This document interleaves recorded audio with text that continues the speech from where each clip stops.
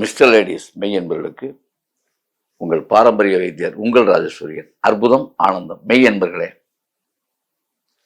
நிலக்கடலை, வேர்க்கடலை என்று சொல்லக்கூடிய நிலக்கடலை.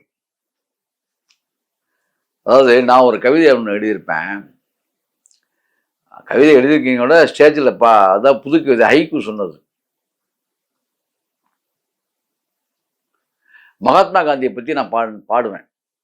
வெள்ளையனின் அடிதாங்க வேர்க்கடலை தின்றவன், தன் பொக்கைவாய் புன்னகையால் பொல்லாங்கை வென்றவன், பூமி உருண்டைக்கு புதுவட்ட கண்ணாடி போட்டு பார்த்தால் பூமகன் காந்தி முகம் பூரணமாய் புலப்படும். இதை விட்டென்று நினைத்து விட்டுவிட வேண்டாம், வீட்டிலே போய் போட்டு பாருங்கன்னு சொல்லி நான் ஒரு 84 மகாத்மா காந்தியை பற்றி ஒரு ஸ்டேஜில் ஹைக்கூ சொல்லியிருக்கேன். புது கவிதை பாடியிருக்கேன். அதில் இந்த வரிகள் வரும். வெள்ளையனின் அடிதாங்க வேர்க்கடலை தின்றவன். காந்தி எப்போதுமே கடலையை பச்சையா சாப்பிடணும். அவர் பச்சையா குடிச்சிட்டு வெள்ளாட்டு பால் குடிப்பார். பச்சையா ஒரு 10 கடலை நல்லா மென்று சாப்பிட்டு வெள்ளாட்டு பாலை குடிச்சிடுவார். அதான் இரவு உணவு. அவருக்கு இரவு உணவே அதுதான். அதனாலதான் காந்தி மிடுக்கா இருந்தார். அந்த வயதுகளும் அவருடைய நடைய பார்த்தீங்களா, ரொம்ப வேகமா இருக்கும். நீங்க எந்த இதுல வேணாலும் பாருங்க, காந்தி வேகமாக நடப்பார். அப்ப இந்த வேர்க்கடலை உங்களுக்கு என்ன சொல்றதுன்னா சுறுசுறுப்பை தரும். நல்ல ஒரு என்ன சொல்றதுன்னா ஒரு எனர்ஜிக்கான ஒரு உணவு அது. அதை பச்சையா ஒரு 10 வேர்க்கடலை பச்சையா சாப்பிடணும். பச்சையா சாப்பிட்டீங்கன்னா இச்சை பெருகும். அதாவது உங்களுடைய விந்து குற்றம் தீரும். வேர்க்கடலைக்கு ஒரு அற்புதமான, நல்லா புரிஞ்சுங்க, மண்ணுக்கு அடியில் விளையக்கூடிய எல்லா விஷயங்களுமே இடுப்புக்கு கீழ் உள்ள உறுப்புகளை பலப்படுத்தக்கூடியது என்பதை நீங்க முதல்ல புரிஞ்சுக்கணும். இதுதான் உண்மை. இது பாரம்பரிய வைத்தியத்தில் நாங்க கண்டறிந்த ஒரு உண்மை. இதெல்லாம் உங்களுக்கு கிடைக்காத தகவல். அப்புறம் இன்னொரு விஷயம் என்னன்னா, வேர்க்கடலை யார் யாரெல்லாம் செய்யலாம்? இப்ப சுகர் பேஷண்ட் சாப்பிடலாமா?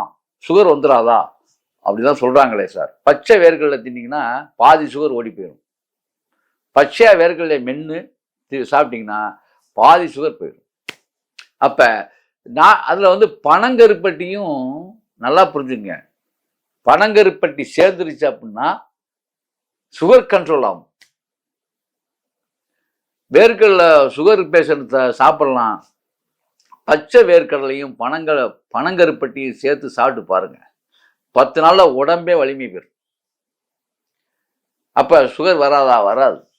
அதை பற்றியெல்லாம் நீங்கள் ரொம்ப பயந்து எல்லாத்துலேயும் சம்மந்தம் இல்லாமல் அதை பற்றி அறியாமல் நீங்கள் அதாவது அதை அவாய்ட் பண்ணிடக்கூடாது.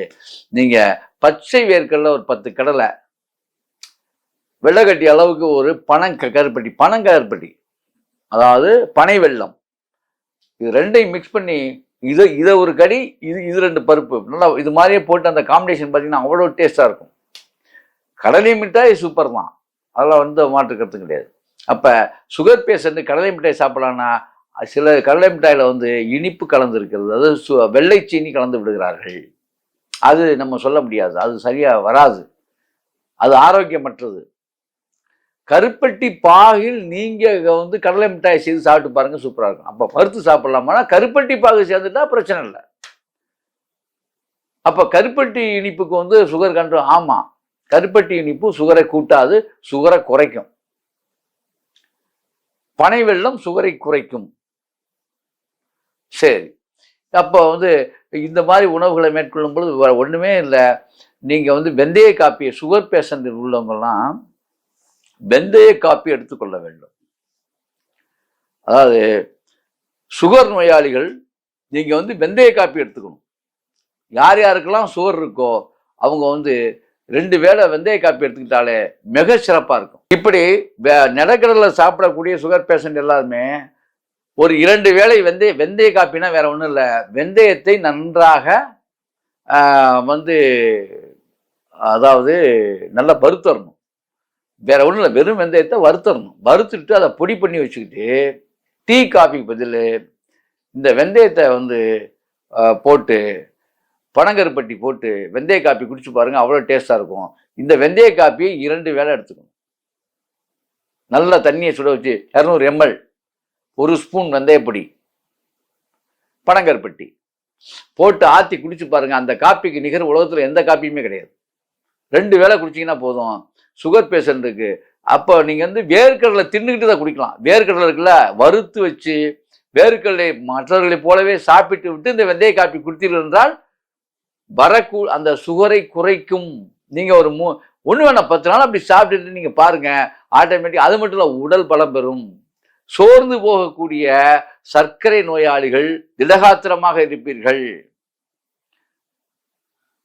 ஆனா என் காம்பினேஷனை மாத்திட்டு வெறும் கடலைப்பருப்பு மட்டும் தின்னுட்டு போனீங்கன்னா அது சரியா வராது. கடலைப்பருப்பு தின்னுட்டீங்கன்னா வெந்தய காப்பி குடிச்சிடணும், அற்புதமா வேலை செய்யும். இது வந்து அருமருந்தா மாறுகிறது. நல்லா புரிஞ்சுக்குங்க, இதுதான் சூட்சமம். ஆக ஏன் இதெல்லாம் சொல்றேன்னா, இந்த சுகர் நோயாளிகள் மேல், இனிப்பு மனிதர்கள் மேல் எனக்குள்ள ஒரு கருணையின் அடிப்படையில் இன்றைக்கு இந்த பதிவை நான் போடுறேன். நீங்களும் நல்லா சாப்பிடணுங்கிறதுக்காக. அப்ப இந்த சுகரை எடுக்கவே முடியாதா சார்? எடுக்கலாம். சுகரை வந்து கடைசி வரைக்குமே சுகர் இருக்குன்னு சொல்றாங்களே சார், கடைசி வரைக்குமே மாத்திரம் சாப்பிடணும்னு சொல்றாங்களே சார், கிடையவே கிடையாது. எல்லா நோய்களுக்கும் நல்லா புரிஞ்சுங்க, உலகத்துல எல்லா பிரச்சனைகளுக்கும் இறைவன் தீர்வு வைத்திருக்கிறான். எல்லாத்துக்குமே முற்றுப்புள்ளி உண்டு. நாம் அதை கற்றுக்கொள்ள வேண்டும். நாம் கற்றுக்கொள்ளாமல் இருந்தால் பயனற்று போய்விடும் வாழ்க்கை. ஆகவே அன்பர்களே, எல்லா பிரச்சனைக்கும் அதே மாதிரி இந்த நோய்க்கு தீர்வு உண்டு. உங்கள்கிட்ட இருக்கிற தீர்வு எப்படின்னா, நம்முடைய பாரம்பரிய வைத்தியம் என்ன சொல்லுது அப்படின்னா, கணையத்துல புண்ணு ஏற்பட்டுருச்சு, அந்த புண்ணை ஆற்றிக்கிட்டா சுகர் ஓடிப்போ. அதாவது நீங்க சொல்லக்கூடிய அந்த சுகருங்கிற அந்த பேர் இருக்காது. அப்ப கணைய புண்ணை ஆற்றுவது என்ன செய்வது? குட்டி குறிஞ்சான், சிறு குறிஞ்சான் என்று சொல்லக்கூடிய குட்டி குறிஞ்சான், வறுகடலை சாப்பிடலாம். குட்டி குறிஞ்சான் இலை இருந்தால் நீங்க வறுகடலை எல்லாமே சாப்பிடலாம். குட்டி குறிஞ்சான் இலையும் சாப்பிட்டுக்கணும், அவ்வளவுதான். குறிஞ்சா தலை, குறிஞ்சா பவுடர், அதான் முதல்ல சொல்லியிருக்கேன், சட்னியில பண்ணிக்கணும். அப்ப இந்த வேர்க்கடலையை பொறுத்த வரைக்கும் நான் என்ன சொல்றேன்னா, வேர்க்கடலை என்ன பதத்துல வேணாலும் நீங்க எடுத்துக்கலாம், ஆனால் வெந்தயம் கூட இருக்கணும், பிரச்சனை இல்லை. அதே மாதிரி வேர்க்கடலை என்னவெல்லாம் செய்யும் உங்களுக்குன்னா, உங்களுக்கு வந்து விந்து ஆற்றலை பெருக்கும், விந்து முந்துவதை தடுக்கும். உங்களுக்கு அது மட்டுமல்ல, ஹார்ட் முதல் கொண்டு ஹார்ட் நரம்புகளை கூட பலப்படுத்தும். உங்களுடைய கால் நரம்புகளை பலப்படுத்தும், கை கால் விரைப்புத்தன்மை ஏற்படும். இந்த வயோதிகர்கள் எல்லாம் வேர்க்கடலை எடுத்துக்கிட்டா இன்னும் சிறப்பு தான். அப்ப வேர்க்கடலை எடுக்கும்போது சுகர் பேஷண்ட் எல்லாமே, சுகர் பேஷண்ட்டுக்கு ஒரு நல்ல தீர்வு என்னன்னு கேட்டா, பத்தியம் இருக்கணும். என்ன செய்யணும்னா ஒன்றும் கிடையாது, புளித்து போன விஷயங்களை நீங்க சாப்பிடக்கூடாதுங்க. மெயின் பாயிண்டே அதாங்க. புளித்து போன, அதாவது இப்போ மாவு ஆட்டுறோம், இட்லி ரொம்ப ஆரோக்கியமான உணவு அப்படிம்பாங்க, இரவுல ஆட்டி வச்சு காலையில சாப்பிட்றீங்க. அது வந்து என்னன்னு கேட்டா, இன்னொரு விஷயம், இட்லி தோசைலாம் இருக்குல்ல, செரிமானத்தன்மையை குறைக்கும். அதனால புரிஞ்சுக்கணும், இதெல்லாம் அனுபவ ரீதியான உண்மை. பைல்ஸ் கம்ப்ளைண்ட் உள்ளவங்க இதெல்லாம் தவிர்க்கணும், தோசையெல்லாம் தவிர்க்கணும்.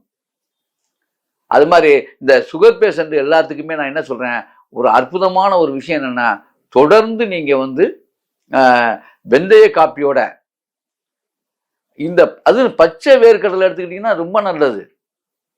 அது பனங்கருப்பண்ணி பச்சை வேர்க்கடலையும் மிக்ஸ் பண்ணி சாப்பிட்டு பாருங்க, ரொம்ப டேஸ்டா இருக்கும்.